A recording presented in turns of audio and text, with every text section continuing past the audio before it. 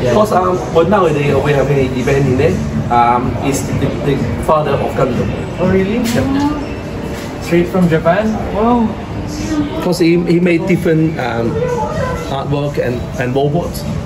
Big size model. This event it was holding in Ocean Park like last month, and you got to pay $500 to get in.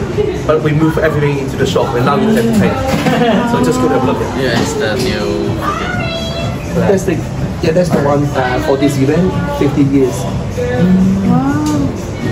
So just go to have a look. It's nearby Donkey. And the skill for the Gundam. It's really great. Well, it's worth to go if you love Gundam. You can see all the artworks. So try to visit next weekend. Sunday. Sunday. Thank you. Thank you very much.